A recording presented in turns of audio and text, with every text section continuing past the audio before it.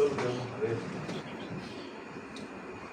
Como concepto dice la circulación tiene esta función de mantener un entorno apropiado a través de los líquidos y obviamente tiene que ver con la supervivencia y la función. Cuando nosotros hablamos sobre, por ejemplo, medio interno, homeostasis, cosas así, siempre entramos en el tema de que tenemos que mantener constantes algunas cosas, ¿no? Entonces, constantes los niveles de sodio, los niveles de calcio.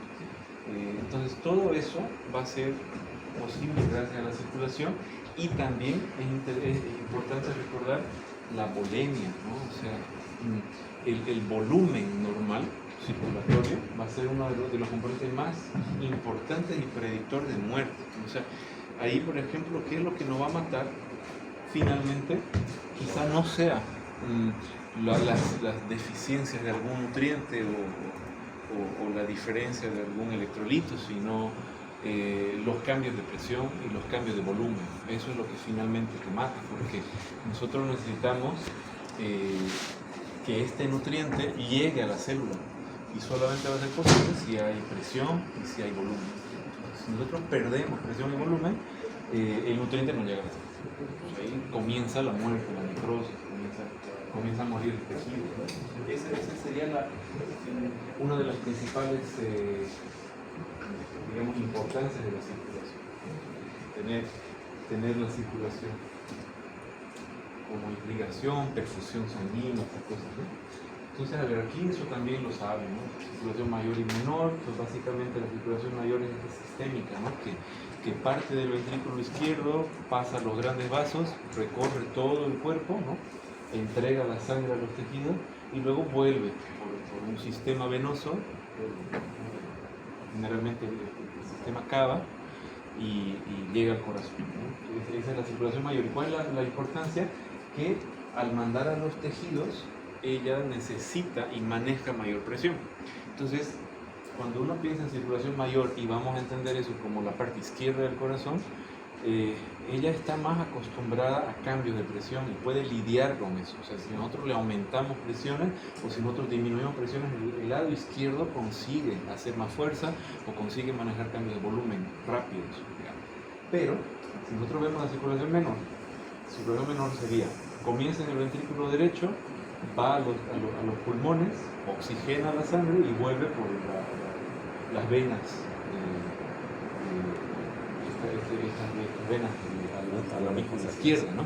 Ahora, ¿cuál es la importancia de esto? Que el ventrículo derecho maneja muchísima menos presión porque solamente tiene que ir hasta el pulmón. Entonces, cualquier cambio brusco de volumen que finalmente afecte a un retorno venoso y que llegue al lado derecho del corazón, eso va a descompensarlo, va a hacer con que la bomba cardíaca falle, ¿no? Entonces, por eso es que nosotros cuando tenemos sobrecargas de volumen, hipervolemia, ese tipo de cosas, podemos llegar rápidamente a la descompensación y a una falla cardíaca plena solamente por el concepto de la circulación menor, de que el ventrículo derecho no maneja presión. ¿Okay? Entonces eso podemos separarlo así en la mente, ¿no? Cuando nosotros pensamos en problemas sistémicos, ¿no ves? Sistémicos, por ejemplo, una cosa sistémica, la hipertensión arterial, ¿no? Hipertensión arterial es un fenómeno que ocurre en básicamente todas las arterias del cuerpo y que afecta generalmente al lado izquierdo, ¿no? Entonces, en este caso, yo consigo manejar presión, pero si yo tengo, por ejemplo, una sobrecarga rápida de volumen que afecta al lado derecho, entonces eso va a descompensar el corazón. Eso sería lo que podemos sacar de este concepto básico de circulación mayor y menor. Y luego eso también está en el Guyton, ¿no? El Guyton divide lo que nosotros entendemos como arterias, venas, linfáticos, ¿no? O sea, y cada arteria, por ejemplo, en la histología se la divide en arterias grandes, elásticas, ¿no? Medianas, pequeñas, ese tipo de cosas. Aquí se hace una división un poco más funcional. Entonces, por ejemplo, lo que son arterias, que incluye arteria elástica, mediana, pequeña, capilar y toda la cosa, lo toman como un sistema de distribución, ¿no? Que más o menos equivale al 15% de toda la sangre que nosotros manejamos, ¿no? Estos porcentajes, si bien no se toman en el examen, pero son interesantes como para que nosotros podamos en la mente distribuir, ¿no? Entonces, más o menos tengan en cuenta que un individuo tiene Más o menos, sabemos que no tanto así, pero 60% de su peso en agua, ¿no ves? Eso lo manejamos. Ahora, de esa agua, el 7% del peso, ¿no ves?, es sangre. O sea, si yo peso 70 kilos, 7% de 70 es la sangre total que yo tengo. Y de esa sangre total que yo tengo, el 15% está en la arteria. Entonces, eso es lo que maneja la arteria, nada más. Y la arteria, recuerden que es muscular, que es, bueno, elástica. Este tipo de cosas hace con que la sangre que está en la arteria no tenga mucho donde ir, ¿no? O sea, porque la arteria es fuerte, es rígida. ¿Por qué? Por la presión. Y el hecho de ser elástica está buenísimo, pero elástico significa también que yo voy a dilatarme y a volver a mi sitio, ¿no? Eso es elástico. Entonces, si yo tengo una sobrecarga de volumen, la arteria no va a manejar mucho más sangre que solamente el 15%, más allá de eso. Pero, si nosotros saltamos, por ejemplo, al sistema de almacenamiento o al sistema de depósito, que son las venas, mira cuánto sube el porcentaje, hasta 70%, quizá más. Entonces eso quiere decir que las venas es nuestro sistema realmente de depósito, ¿no? de almacenamiento, de depósito, que vendría a ser lo mismo. ¿Por qué? Porque las venas tienen esta característica de ser distensibles, ¿no? Y eso es lo que tienen que quedarse, ¿no? La arteria es elástica. El hecho de ser elástico le permite la pulsación, ¿no? Porque la arteria, ella va a agarrar la presión, pero como es elástica, y no. Nada, vamos con presión y yo. Entonces, eso es ser elástico. Entonces, eso quiere decir que cuando el corazón bombea la sangre pasa a un pequeño espacio arterial. Esta arteria se dilata por un pequeño pedazo corto de tiempo y luego vuelve a lo normal, ¿no? Eso genera pequeños cambios de presiones a lo largo del sistema de distribución, que es la pulsación. En cambio, la vena no tiene eso. Pero la vena lo que puede hacer es agarrar esta sangre y almacenarla y ya, y se queda ahí. Entonces, tiene otros mecanismos de retornar la sangre, ¿no? Entonces, ¿qué podemos sacar con eso? Miren de bonito cómo les va a funcionar en la clínica después. Porque todas estas cosas tienen que recordar siempre que la función de la fisiología es la clínica, ¿no? Es el diagnóstico, es el tratamiento. Tiene que quedar bien marcados, ¿no? Porque cuando estén avanzando fármacos, semiología, medicina interna, las otras cosas, la materia que les va a ayudar es fisio, ¿no? Por eso digo. Ahora, imagínense un paciente que sí esté con falla cardíaca, sí tenga hipervolemia. ¿Cómo lo podemos ayudar? Algunos van a decir, bueno, si tiene falla de bomba porque el corazón no bombea tan fuerte, pues le metemos más fuerza al corazón. Eso le puede ayudar. Pero, ¿qué pasa con el músculo? ¿Qué pasa si yo hago fuerza por mucho tiempo? Me fatigo. Entonces el corazón tiene también una fatiga.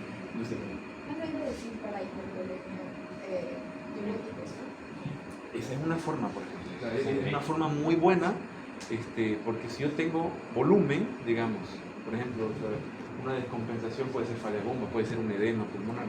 Pero si yo tengo volumen y yo le doy diurético, yo voy a eliminar ese líquido de más. Es buenísimo. Pero ¿cuál es la desventaja del diurético? Me tengo que esperar que orine. Para meter la orina vamos a esperar que orine. Generalmente la furosemida, la torsemida son diuréticos potentísimos que te van a hacer orinar en pocos minutos, ¿no?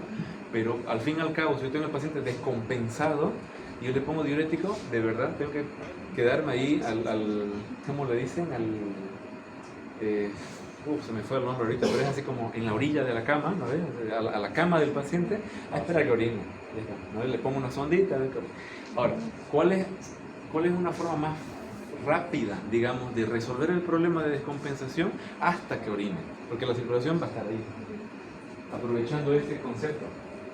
O sea, miren, si el corazón está fallando porque está fatigado, no consigue bombear, yo puedo decir así, uy, pero me acuerdo en fisiología, la clase número 1 después de la vacación, que la vena era el sistema de depósito. Entonces, ¿qué tal si yo hago que la vena se dilate y albergue toda esa sangre que está de más, ese volumen que está de más? En otras palabras, se puede dar venodilatadores que hagan venodilatación y hagan con que toda esa sobrecarga de volumen pase a la vena. Entonces, la circulación sigue ahí, solamente que está en la vena, no circula, digamos, no es un sistema de distribución, es un sistema de depósito. Entonces, mientras se resuelve, mientras orina el paciente, está en la vena. Eso se hace. ¿no? Entonces se puede dar nitroglicerina, se puede dar hasta morfina, que tiene propiedades venodilatadoras. ¿Ok? Entonces, fácil, ya hasta que ahorita. Para eso sirve, ¿no? Entonces, sistema de distribución, 70% está en la vena y mínimo, ¿no ven? Un 8% el sistema de intercambio, que son los capilares, pero que no hay que restarle la función, ¿no? O sea, los capilares son los que finalmente me van a entregar el oxígeno. Entonces, ¿y qué pasa con los capilares?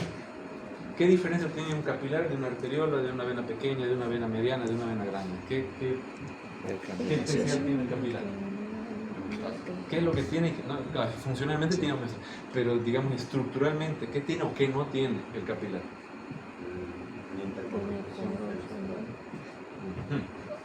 Tiene, claro, o sea, dentro de los capilares hay continuos, hay fenestrados, hay que se llama esto sinusoides, ¿no? Ahora, dentro de esto, acuérdense que tenía una túnica interna, tejido subendotelial, laxo o lo que sea, pero no tiene capa media, no tiene capa adventicia. O sea, no logra distenderse. Claro, o sea, no tiene tanta resistencia. O sea, no solamente no logra distenderse, tampoco tiene el poder de vasoconstricción, vasodilatación, entonces no puede regular flujo y eso hace con que el capilar sea frágil. O sea, sea frágil. Entonces, si yo tengo hipertensión arterial o si yo tengo hipotensión arterial, el capilar no consigue regular esa sangre que llega al tejido finalmente, principalmente en la hipertensión, ¿no? Entonces eso hace con que el capilar se lesione, y si se lesiona, ¿qué hace el cuerpo cuando algo se corta, se lesiona? El cuerpo, ¿vieron ese meme, ¿no? Del gordito, poniéndole un parche al bidón? ¿No vieron ese meme? Hematoma. Le ponen parche. O sea, lo cicatriza, ¿no? Entonces lo va fibrosando al capilar y eso va haciendo con que el capilar vaya perdiendo la función. Bueno, pero aquí el punto es que las enfermedades de la circulación, entre comillas, ¿no? Yo digo entre comillas porque no siempre son circulatorias, puede ser endocrina como la diabetes, ¿no? Pero las enfermedades que afectan la circulación terminan finalmente con afectar al capilar, que es el sistema de intercambio. ¿Y cuál es el problema? Que es silente. ¿Por qué? Porque no produce grandes cambios. O sea, si yo tengo una bajada de presión porque se me vasodilataron o vasoconstricción, yo voy a tener cambios repentinos, abruptos, ¿no? O sea, yo voy a tener un decaimiento rápido. Yo voy a saber que algo está pasando con mi circulación, pero el capilar eso no pasa nada. Años hasta que uno se dé cuenta. Entonces, ese es el problema. Y cuando ya se afecta el capilar, ya se afectó mi intercambio de gases. ¿Ok?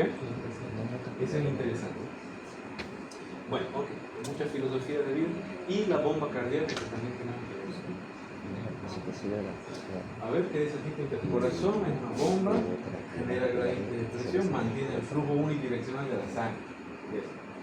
Unidireccional. Este es el corazoncito.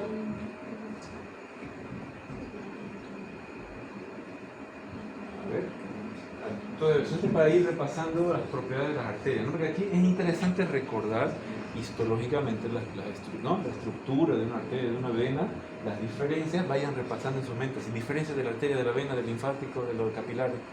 Ahora, ahí eso se va a traducir en que las arterias que manejan una alta presión, ¿no? Una alta presión, ellas tienen, por tener una alta presión, una alta velocidad, entonces la sangre va a correr más rápido por la arteria, lo que puede ocasionar problemas también, ¿no? Porque si yo corro muy rápido, pues ocasiono claro. O sea, ahorita vamos a hablar de poca distensibilidad, lo que dijimos, ¿no? La arteria ya tiene ¿qué sería? No tiene grandes cambios de presión-volumen, digamos. O sea, me refiero a que si yo aumento el volumen, ese volumen va a generar automáticamente mayor presión porque la arteria no se va a dilatar y se va a distender como una vena. Y poca adaptabilidad, ¿no? Esto en la vena va a ser al revés, ¿no? Al contrario.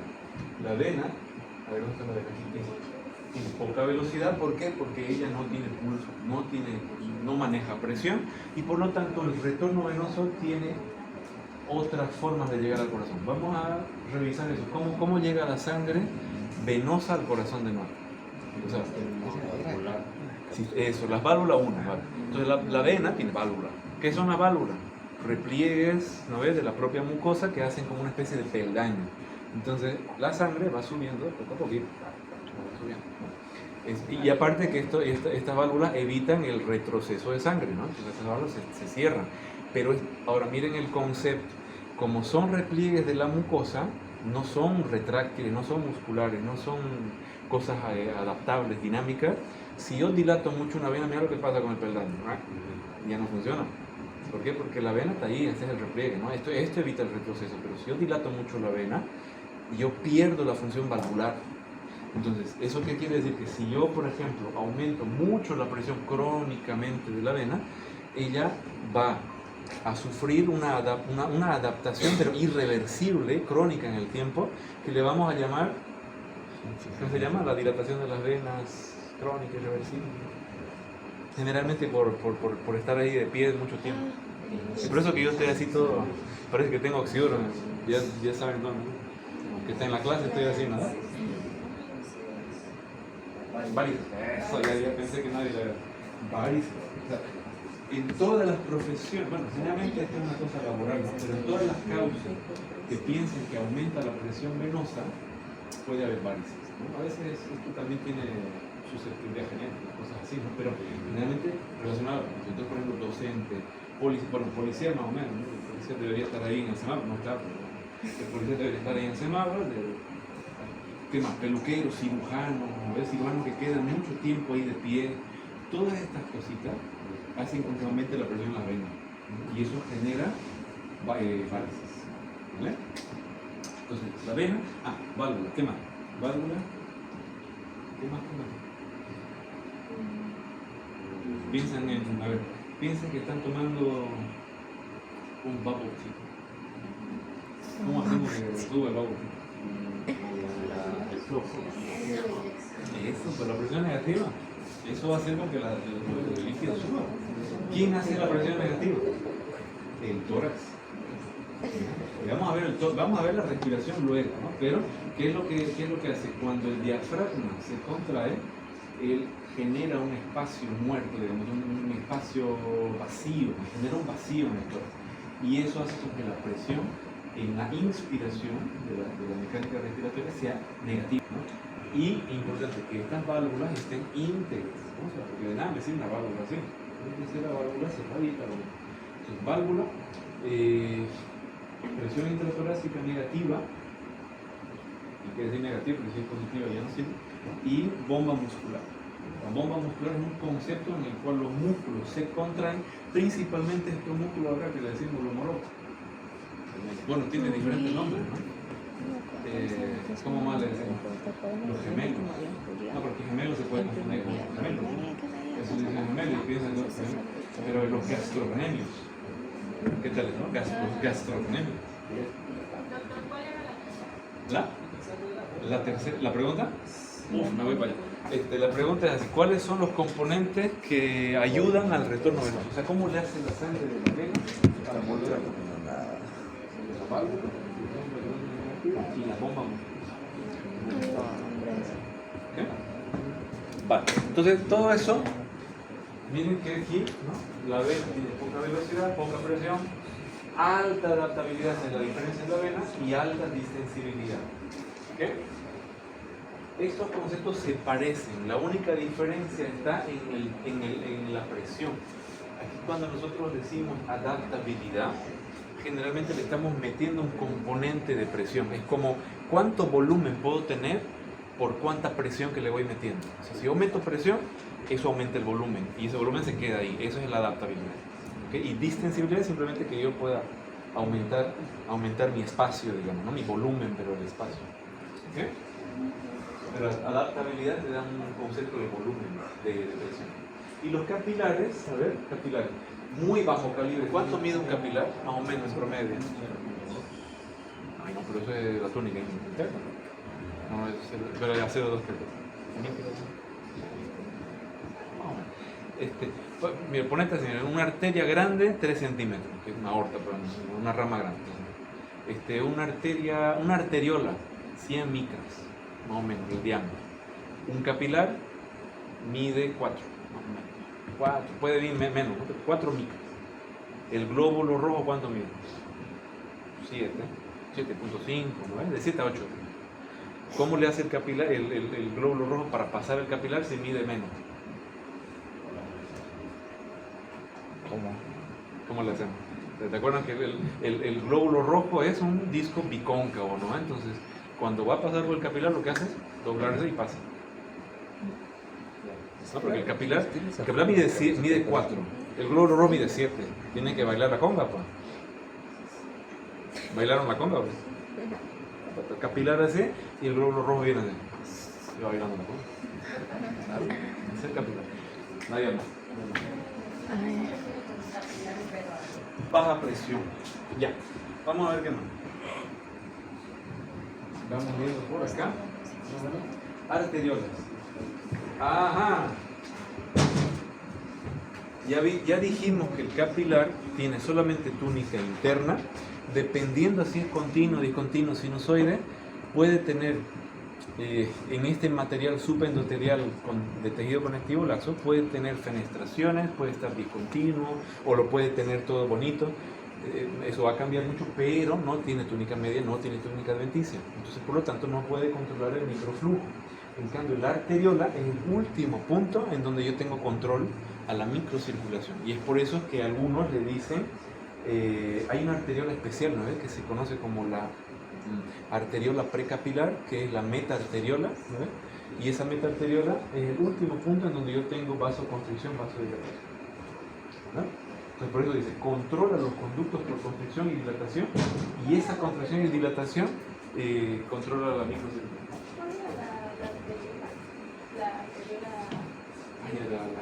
La metaarteriola o el esfínter precapilar es el último pedacito, digamos, de donde todavía se considera arteriola.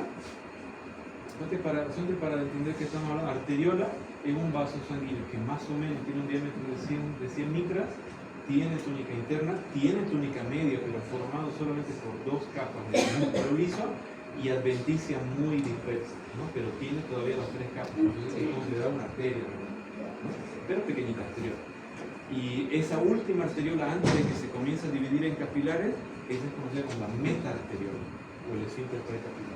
¿Okay? Entonces, si la pregunta, sé que yo hice un ejercicio con chicos así de primaria, no sé si alguien se atreve, alguien que se anime, ¿ya? Pero tiene que ser así como alguien que le guste escribir, que tome apuntes en la clase. Yo siempre que digo pregunta de examen, ¿cae en el examen o qué? Cae, ¿no? Yo digo así, mira, hagamos una cosa. ¿Qué tal si alguien escribe realmente las preguntas, o las graba, no sé, las transcribe, y luego me las pasa? Todo lo que yo dije que va a caer en el examen, para que caiga, porque yo no me va a caer, ¿no? Puedes hacerlo. Dayana lo va a hacer. Entonces, mira, cada vez que yo diga esto cae en el examen, Dayana va a dar fe de que eso cae. ¿Qué?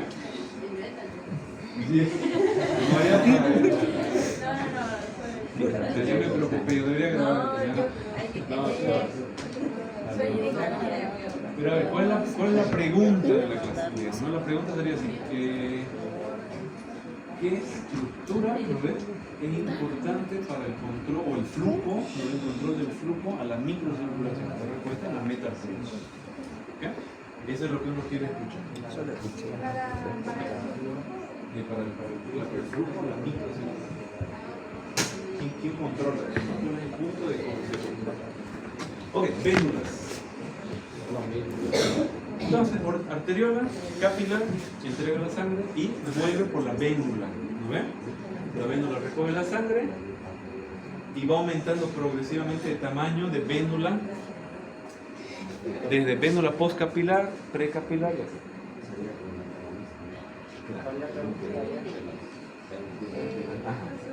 La arteriola es la última que consigue vasoconstricción, entrega así, y la vénula, la primera vena, digamos, ¿no? Pero de menor. Okay.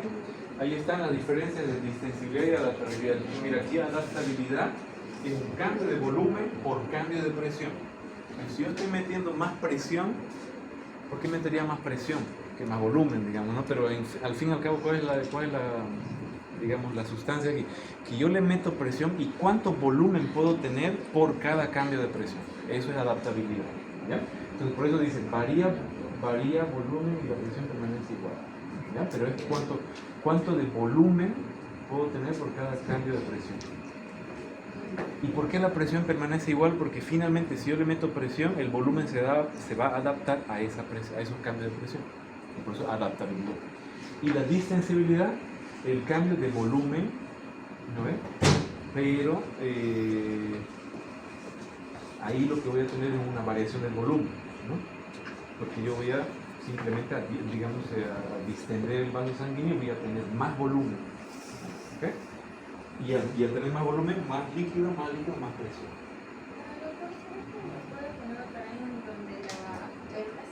Okay. Recogen sangre. Luego puedo volver a la que estábamos viendo.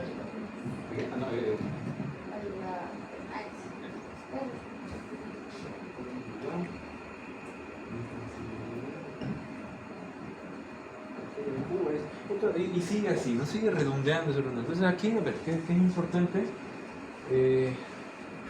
Como digo, ¿no? Generalmente a mí me funciona mucho pensar en las diferencias estructurales que hay en la arteria, vena y capilares, y a partir de esos cambios estructurales pensar en cómo cambia la función, ¿no? Entonces ahí, por ejemplo, la función de la arteria es una función de distribución, ¿no? Distribución. La diapositiva. Sangre rica en oxígeno, claro, o sea, tiene mayor tensión, ¿no ves? Tensión o presión, digamos, de oxígeno comparado a una vena. Pero, por ejemplo, uno de los mitos es que la vena no es que sea desoxigenada, ¿no ves? La vena tiene oxígeno, pero tiene menos tensión. Luego, a ver, estructura, volumen, ya. Y la velocidad, la velocidad, mira, a los que les gusta esto, mira, está bonito, ¿eh?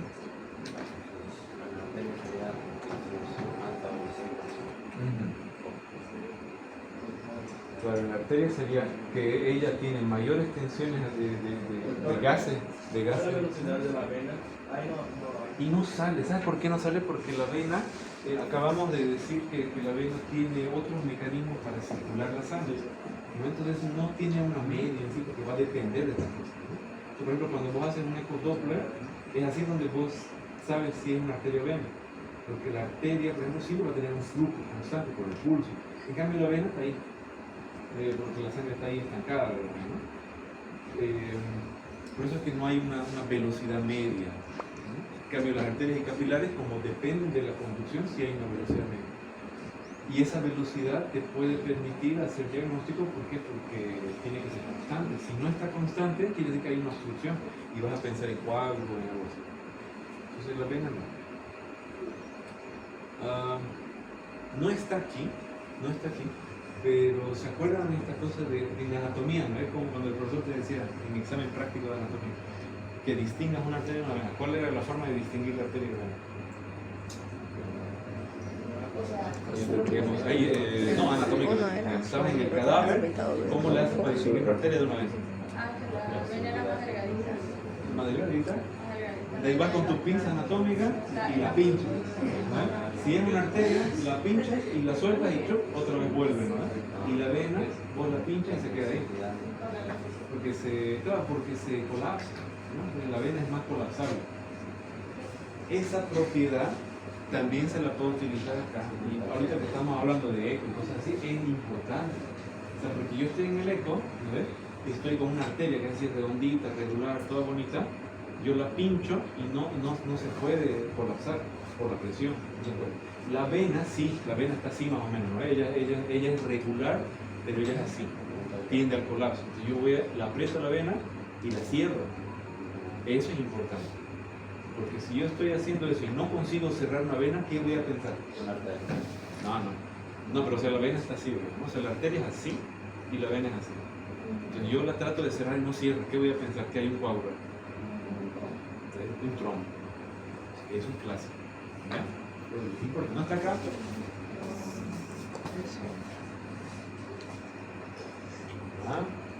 Ok. Ay, esto está buenísimo también. Ya, esta, por ejemplo, yo digo, si los números a veces se preguntan, pero este quizás sea importante. ¿Saben por qué?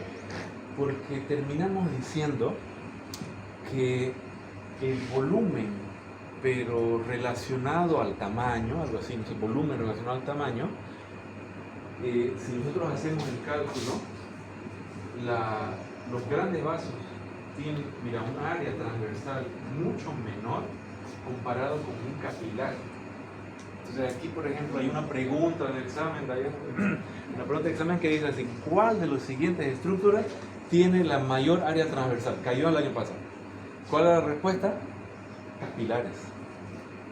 Obvio, ¿no? El capilar tiene mayor área transversal. Se entiende por su función, porque tiene una función de intercambio, tiene una función de entrega de oxígeno, ¿no? Pero la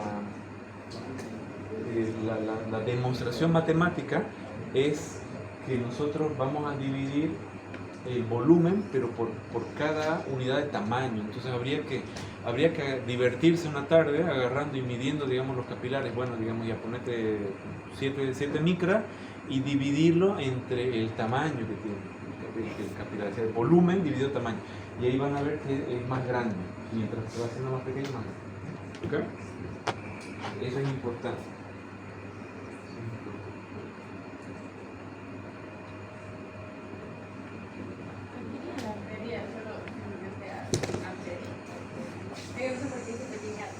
Ah, ya. Sí, ahora digamos, esto serían grandes vasos, pequeñas arterias, arteriol. Pequeña arteria en el sentido de que es histológico, ¿no? Pasa que cuando yo tengo una arteriola, yo tengo una capa de músculo liso, pero que las puedo contar las capas. O sea, puede tener 2 o 3, pero las puedo contar. En cambio, cuando tengo pequeña arteria, tengo una capa media, pero la cantidad de capas no se puede contar. No se puede definir. ¿Verdad? Eso es pequeña arteria. Capilar no hay capa media, vénula ya. Venas cabas. Está grabando imagen, solo audio. Es video. Solo que se apaga. Como digamos, tengo el capilar, tengo la vena, y digamos esto sería el diámetro, ¿no? Y el área transversal vendría a ser este área calculada. Es como todo el área del corte transversal. Y eso es lo que tiene más grande el capilar. No es el diámetro. O sea, obviamente el diámetro es mucho más pequeño que una arteria, pero el área transversal comparado con su volumen, comparado con su tamaño, es más grande el capilar. Pero como digo, sí, la demostración hay que dividir, ¿no? Vamos a hacer el ejercicio, quizás en práctica no hay más tiempo, de dividir y demostrar que el capilar realmente tiene un área transversal más grande. Pero es clásico. Uy, mira de bonito. Ya. Ok, pues hasta aquí. ¿Están bien? Entonces, para hacer un recap de lo que estamos viendo, hemos iniciado cardiovascular. Estamos viendo los 3 sistemas, ¿no ves?, de circulatorios que existen dentro de la hemodinamia, que es el sistema de distribución, que vendría a ser las arterias, sistema de depósito, almacenamiento, que son las venas, y de entrega, de intercambio, que son los capilares, ¿no ves? El resto son retornos, ¿no? O sea, venas. Luego, las características de cada uno.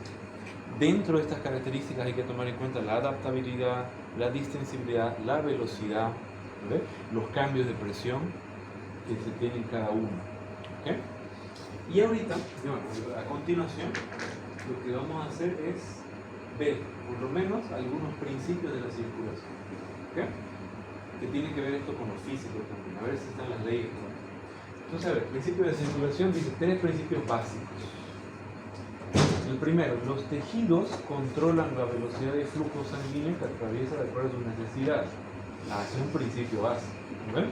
O sea, al fin y al cabo, cuando yo llego a la microcirculación, porque la sangre se va a distribuir a través de presiones hasta que llega a la arteriola. ¿No ves? Pero ahora, ¿cómo le hace la arteriola para entregar la sangre? Yo tengo la sangre. Ahora, yo tengo, digamos, 5 caminos. ¿Cómo le voy a hacer para distribuir? No se distribuye en forma igual. El que va a controlar ese flujo es el tejido, en base a la necesidad metabólica. Entonces, el tejido demanda oxígeno. ¿Por qué? Porque si un tejido está muy activo, ¿qué va a pasar si un tejido está muy activo? Si tiene mucho metabolismo, va a tener mucho CO2. Y el CO2, ¿qué va a pasar? Que va a generar un medio ácido. Y ese medio ácido va a generar una relajación. Entonces, es como que el tejido más activo, ese CO2 de más del tejido activo, va a generar la vasodilatación que va a permitir la circulación. Entonces, por eso dice, un principio de la circulación es que las necesidades metabólicas se controlan de manera local. Cada tejido va a controlar el flujo dependiendo de su metabolismo. ¿Okay? ¿Qué importancia tiene eso? Para que funcione la cosa, yo tengo que tener mi arteriola y toda esta microcirculación bien. Porque imagínate, a ver, imagínate lo que pasa con el corazón, lo desastroso que es el corazón demanda oxígeno y funciona tan bien como que la arteria se dilata y entrega el oxígeno. Pero ¿qué pasa ahora si yo tengo enfermedad circulatoria, en donde la arteria ya no se puede dilatar? ¿Qué va a pasar ahí? El tejido va a decir, ya pues, mi sangre, ¿no ves? Y no le llega sangre. ¿Por qué? Porque la arteria ya no consigue dilatarse y entregar oxígeno. Para eso yo tengo que tener los capilares íntegros.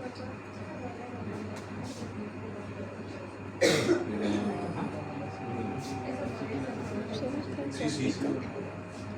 Pregunta abierta. Discuta los principios de la circulación. Menciona 3 ejemplos para cada uno.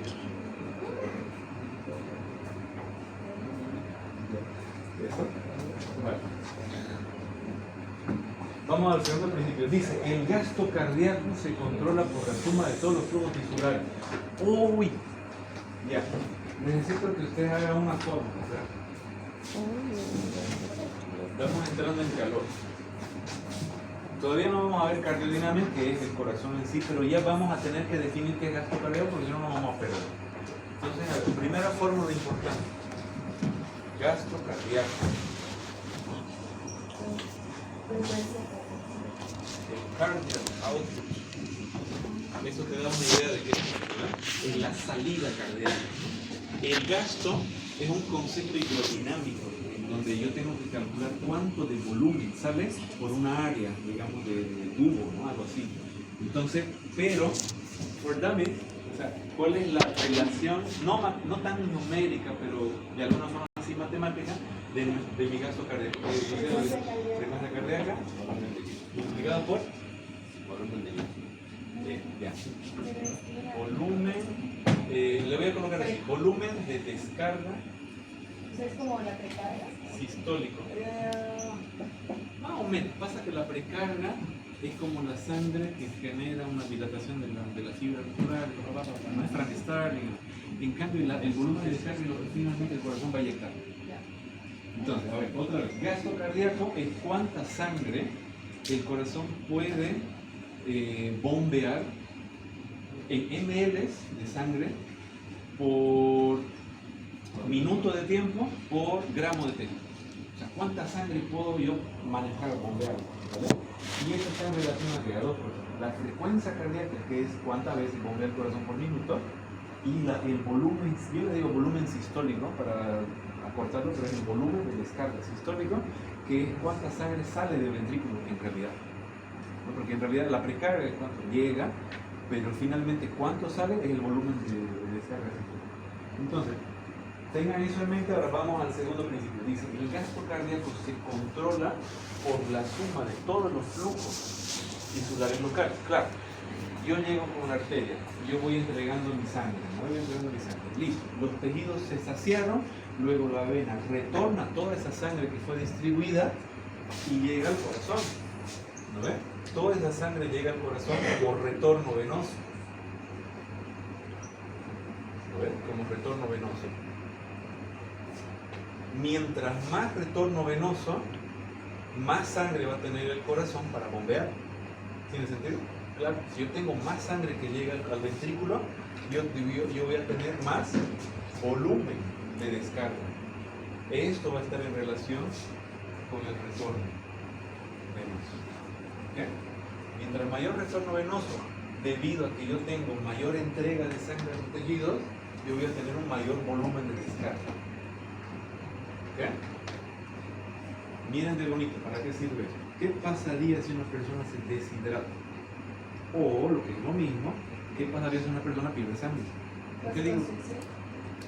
hay un intento, o sea, hay un intento, capaz que la pregunta no era qué pasaría, pero si yo pierdo sangre, pierdo volumen, que es lo importante, hay un intento del cuerpo de mantener el mismo espacio, la misma presión para que nada cambie, pero ¿qué es lo que hemodinámicamente se va a alterar acá?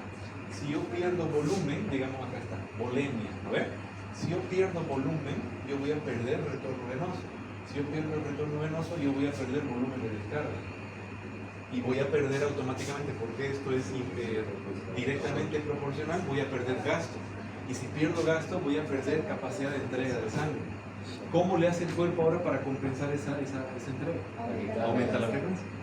Entonces el cuerpo dice, mira, yo no puedo aumentar el volumen, no soy mago, ¿no? Pero sí puedo aumentarte la frecuencia. Si aumento la frecuencia, compenso el gasto. Entonces por eso que un paciente, por ejemplo, que está con hemorragia, digamos, un accidente, está con hemorragia, vos le tomas los signos vitales y está con latido cardíaco, está con taquicardia, ¿qué es lo primero que hay que pensar? Que ha perdido sangre, que ha perdido volumen. Porque esa taquicardia es un reflejo de un intento para compensar el gasto. ¿Entiendes? Por arriba. Entonces, ¿cuál va a ser la solución? Llegas al hospital, que hay que meterle volumen. ¿Ok? Bueno, vamos con eso entonces. ¿Y el tercer principio qué es? La presión. Uy, esta es otra fórmula. ¿Le gusta la matemática? Presión arterial. ¿Está en relación a qué?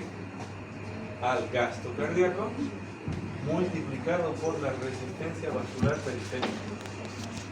Y la resistencia vascular periférica es básicamente el estado de vasoconstricción. ¿Ok? Esa es la relación que hay que tener.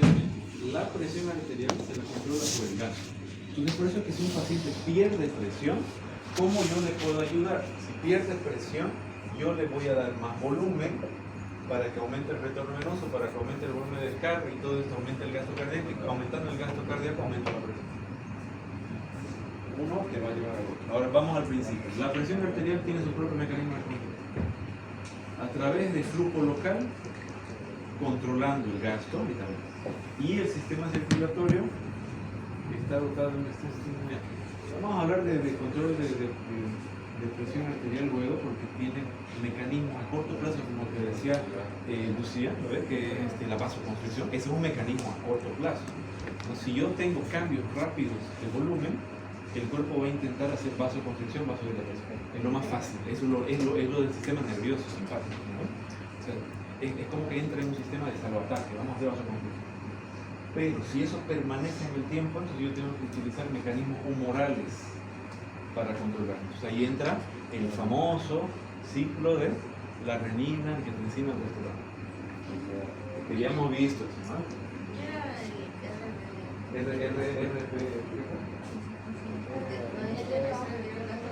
Ah, sí, es resistencia vascular periférica. La hemorragia, visto desde el punto de vista de la hemostasia, es fibrosis, ¿no? Pero digamos, si hablamos de control, ahí sería negativo, porque digamos, la hemorragia es la pérdida sanguínea y el cuerpo se va a oponer a la pérdida sanguínea. Pero sí puede verlo como fibra si habla de hemostasia. ¿Ok? Vamos con el principio. Ok, entonces ahí está fácil, ¿no? El principio, entonces, los tejidos pueden controlar el flujo a través de la demanda metabólica local. El gasto cardíaco vendría a ser la suma de todos esos flujos, ¿no ves? Y por eso que es importante el gasto, porque es el que alimenta a los tejidos. Y la presión arterial tiene su propio mecanismo de control, ya sea de manera digamos rápida, ¿ves? O de una manera un poco más controlada.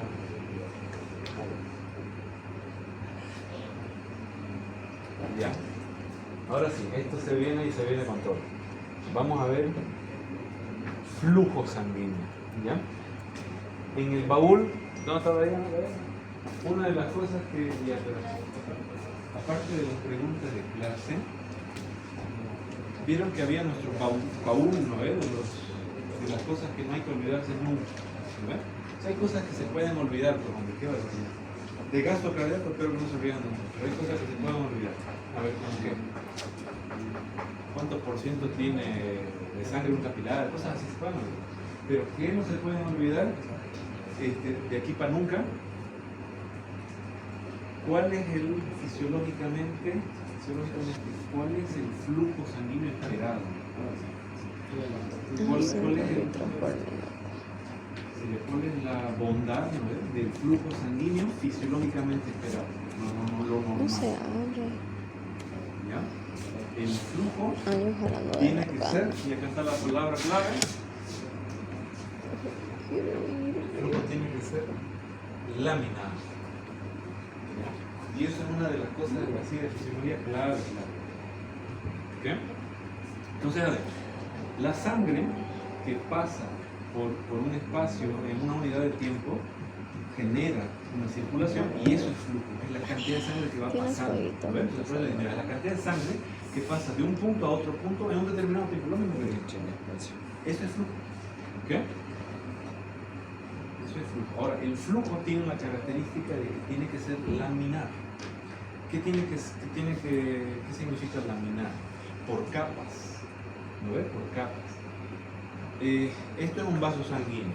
Mira. Esto es un vaso sanguíneo. Yo soy un glóbulo rojo. Imagínense aquí, no sé, otro Fabio por acá, ¿no ves? Muchos glóbulos rojos. ¿Qué es la circulación? Yo voy a pasar de acá a allá. Es una carrera, ¿no ves? Entonces yo voy a siempre. ¿No? Es una carrera. Ahora, imagínense que acá hay unas 10 personas, ¿no ves? Unas 10 personas. Yo aquí estoy corriendo, mira, mis anchos, estoy libremente, pero si hubiera unas, ya, no, más, unas 100 personas en este espacio. Somos todos glóbulos rojos. Yo estoy acá. Y hay otro acá. ¿Cuál va a ser el que corra más rápido? ¿Yo o la persona que está en el medio? Por tema de espacio, Capaz si fuera un micro, pero digamos la lógica es que si yo estoy, por ejemplo, bordeando la pared vascular, porque esta es la arteria, ¿no? Este es el endotelio, entonces yo tengo más roce. Entonces, ¿cuál es el hecho? Que estas capas de sangre que van a ir corriendo en el flujo laminar, que es el fisiológico normal, va a ser más rápida en el centro y menos rápida en los laterales. ¿Okay? Ese es el flujo laminar. Entonces va a ser mucho más rápido en el centro, porque en el centro, ¿qué? Bueno, yo me voy a codear aquí con la gente, ¿no ves? Pero yo puedo correr más rápido. En cambio aquí, yo tengo que preocuparme de que no haya esto. Mira. Ya después me hacen un GIF o alguna cosa, ¿no? Pero vieron lo que pasó, ¿verdad? ¿Qué pasa si hay esto? Algo que estorba en el endotelio. ¿Vieron lo que pasa, no? El glóbulo rojo choca, comienza a remolinarse, comienza a generar un torbellino y me voy a chocar con la gente ahí y voy a causar un desmadre, ¿no? Entonces eso sería lo contrario del flujo laminar. El flujo laminar es todos corriendo, mirá, alegría, vamos todos bien, ¿no? Pero ¿qué pasa si yo genero un torbellino? Ahí yo voy a tener otro flujo que es el flujo, alguien lo dijo, el flujo es el flujo turbulento. Este es el fisiológico y este es el patológico. ¿Ya?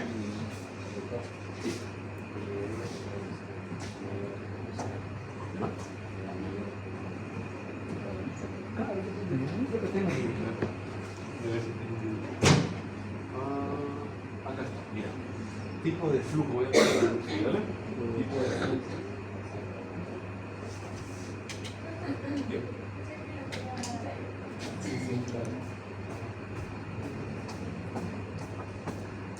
Entonces, a ver, tipo de flujo turbulento versus laminar. Este es el fisiológico, ¿ves? En la misma dirección. Todos los glóbulos rojos vamos a la misma dirección. Flujo laminar. La velocidad es constante. Es como que cuando vas a trotar así ¿no? Los amigos, que todo es constante. No hay flujo no hay retroceso de sangre. No hay nadie que se quiera volver.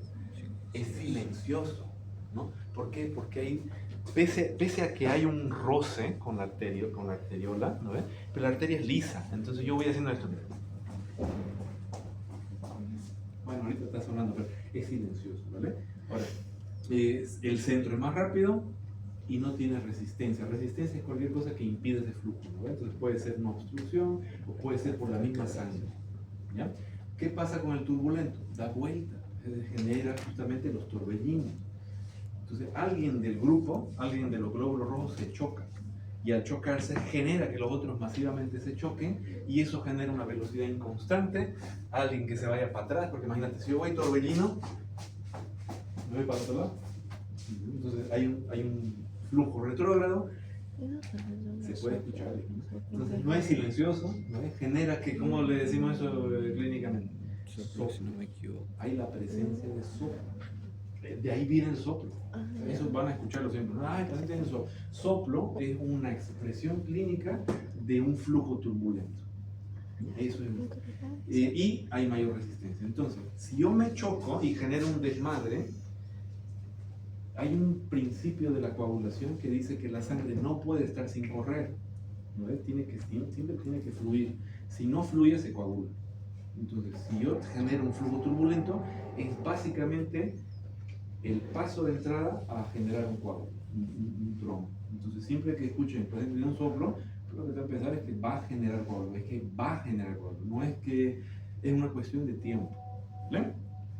Entonces, estas cosas súper importantes. ¿Vale? Tipo de flujo. Ajá, a ver, ¿de qué depende el flujo laminar?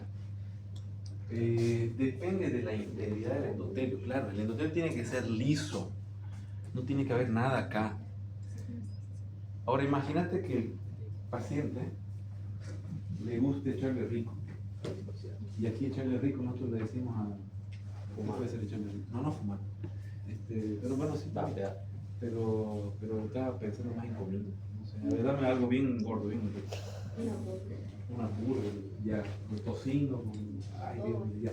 Ahora, eso, si le echamos muy rico, vamos a generar mucho colesterol, ¿no? Entonces, ese colesterol va a llegar al vaso sanguíneo por medio de las lipoproteínas, va a llegar al vaso sanguíneo. ¿Por qué? Porque sí, pues tiene que entregarse. Ahora, hay alguien que está por ahí y se la come siempre. ¿Quién es? Sí, oye, parece Esa es medicina, no, hombre, qué barbaridad.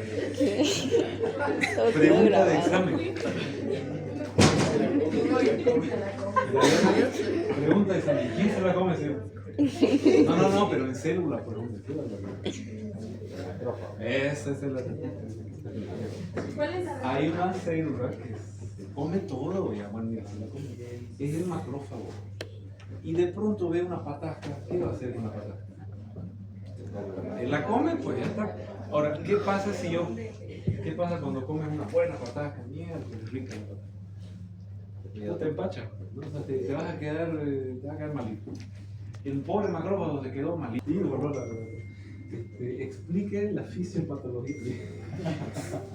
No le puedo preguntar fisiopatología, pero sería más o menos así, como ¿cuál es la relación entre la aterosclerosis y el flujo turbulento? Más o menos así, como para introducirnos a eso, ¿no? ¿Cuál es la relación? Entonces sería como que la activación endotelial gracias a la presencia de macrófagos. Macrófagos, ¿Cómo le dices que están formando como? ¿Puede repetir la pregunta? Que Claro. están impidiendo el flujo. ¿Cuál es la relación entre la aterosclerosis y el flujo turbulento? Sí, es como para divertirse, ¿no? Un cambio en la dinámica. O sea, ahí la idea es que yo voy a generar un vaso sanguíneo con obstrucción, con irregularidad, donde ya no voy a tener esto, ya no voy a tener el endotelio íntegro, y aparte de eso el endotelio, como está enfermito porque lo está atendiendo el macrófago, no responde a los cambios metabólicos locales. Entonces el endotelio no responde. Cuando tiene que dilatarse, no se dilata. Cuando el cuerpo dice, escucha, pero mira, no está recibiendo sangre aquel tejido y el endotelio pancho no se está dilatando, ¿qué vamos a hacer? Vamos a mandar más presión. Entonces, miren el desmadre, ¿no? Esta placa ateromatosa el vaso sanguíneo que no se dilata, no se responde, y mayor presión, mayor flujo, eso va a generar con que esta cosita, imagínate si yo paso así, ¿qué va a pasar con esta plaquita? Ñaque, se rompe. Entonces van a escuchar la ruptura de la placa termatosa. Y cuando esta cosita se rompe, no viene sola, viene con tejido supraendotelial que tiene colágeno. Y si el colágeno se expone a la sangre, genera coágulo. Y si genero coágulo, alguien lo dice, Rafaela, ¿no? El feedback positivo. Si yo genero coágulo, el cuerpo va a decir así, coagular, coagular, coagular, coagular, hasta que se coagula. Y lo va a obstruir. Por eso está mal. Entonces, la aterosclerosis va a generar, ¿no ves?, un territorio tan fértil para el coágulo, para la obstrucción, para el tromboembolismo. Claro, porque una vez que yo tenga el trombo está ahí el trombo, y las chances de que la circulación me empuje a otro lado son grandísimas. Entonces voy a tener un embolismo. Eso es el embolismo. O sea, el trombo es un tapón, digamos, ¿no ves? Pero que si ese tapón se consigue mover a otro sitio, genera un émbolo, ¿no? Con la capacidad de obstrucción. ¿No? O sea, hay tromboembolismo pulmonar, ACV. Entonces, sería genera un vaso sanguíneo con obstrucción y el endotelio no responde prácticamente con eso. Va por ahí. Macrófago se empacha. No le pongan. Espera, vamos a buscar aquí una foto. Aquí voy a colocar así: aterosclerosis, fotito, imágenes. No entiendo. Ya.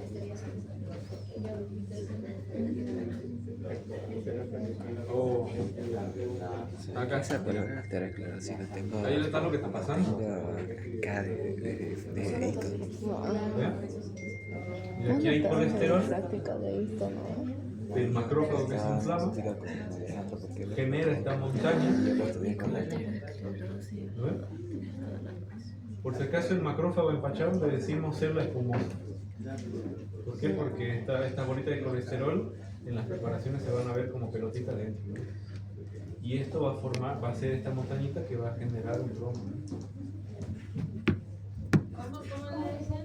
Célula Famosa. Ah, célula espumosa.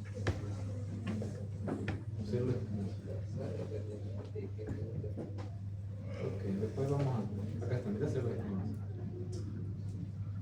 Vamos a repasar eso. Ok, vamos con esto. Flujo laminar, entonces la sangre desliza a través de capas, la velocidad es más rápida en el centro. La velocidad del flujo sanguíneo es inversamente proporcional al tamaño del vaso. Claro. Lo que pasa es que el tamaño del vaso, el diámetro, va a generar, digamos, si yo cierro el vaso sanguíneo, voy a generar más resistencia al flujo. ¿Lo ves? Voy a cerrar el vaso sanguíneo, voy a generar más resistencia. Y esa resistencia disminuye la velocidad.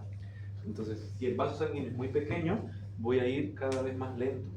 Y eso es importante para que el capilar entregue el oxígeno. El capilar tiene que ser lento, una condición lenta. Porque imagínate, yo tengo que entregar oxígeno. Si yo tengo que entregar oxígeno, a ver, José, recibir. ¿Recibirlo? No puedo. El capilar tiene que ser lento. Por eso es que es importante eso. Si yo tengo una hipertensión, por ejemplo, con un poquito más de velocidad en el capilar, la entrega ya es deficiente. Y yo voy a tener un tejido que poco a poco se va a comenzar a necrosar. Una pregunta. ¿La obstrucción que se produce por los macrófagos siempre va a ser gracias a que hay un aumento de la viscosidad? O sea, por la dislipidemia, ¿o puede haber...? Podría ser. O sea, la viscosidad de la lipidemia puede llevar a una mayor viscosidad de la sangre, ¿no? Y esa viscosidad de la sangre puede llevar a una disminución de la velocidad de flujo y todo por una parte. Y otra parte es la activación que existe, digamos, del endotelio, del macrófago, como parte de esa inflamación, digamos. ¿No? Porque Claro, sistema inmune, los dos, digamos, lo funcionan los dos. Porque, ¿después es metabólico o claro, vital? porque, digamos, si nosotros pensamos que la viscosidad de la sangre va a ser dependiente solamente del colesterol, pues tiene que tener un colesterol bárbaro, ¿no? O sea, mucho colesterol, pero sí puede haber. Pero generalmente lo que ¿Los pasa... pueden causar la inflamación del macrófago? ¿Cuál? ¿Qué otros factores pueden causar? Ese es bueno, ese es bueno. O sea, generalmente el modelo de explicación de la aterosclerosis siempre te habla del colesterol porque es así donde se estudió, pero en teoría puede ser cualquier otra sustancia. Por ejemplo, no sé, alguien dijo el tabaco, ¿no? El tabaco. ¿Sí? O sea, ¿por qué? Porque yo tengo nicotina y no sé cuántas sustancias más que van a viajar por la circulación y van a ir produciendo estas inflamaciones, ¿no? Porque el macrófago se ¿qué hace el macrófago? Parece que las personas que fuman, digamos, al momento que destruyen tienen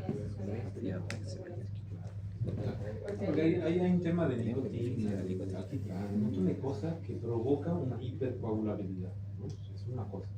Pero, digamos, pensando en aterosclerosis, cualquier otra sustancia que provoque que el macrófago genere esta es la clase 1, hombre. Y si no, el miércoles se me muere. A ver, José. Sí. No, hay uno que es aterosclerosis y hay otro que es arteriosclerosis, que es cuando se fibrosa, ¿no? Que se van acumulando material fibrilar, que esa es otra cosa. Ok, a ver. Esto lo voy a dejar así como para el miércoles, ¿vale? Como para que no suframos mucho. Pero el miércoles que vamos a ver dos leyes, por si quieren leer un poquito y si se animan a ir leyendo el Guyton para poder digerirlo mejor, ¿vale? Vamos a ver dos leyes. La ley de Ohm y la ley de Poiseuille. Poiseuille, sí. Dos leyes, ¿vale? Y a ver si nos alcanza para y así acabamos la clase. Pausa. Ya no, hoy día volví picado.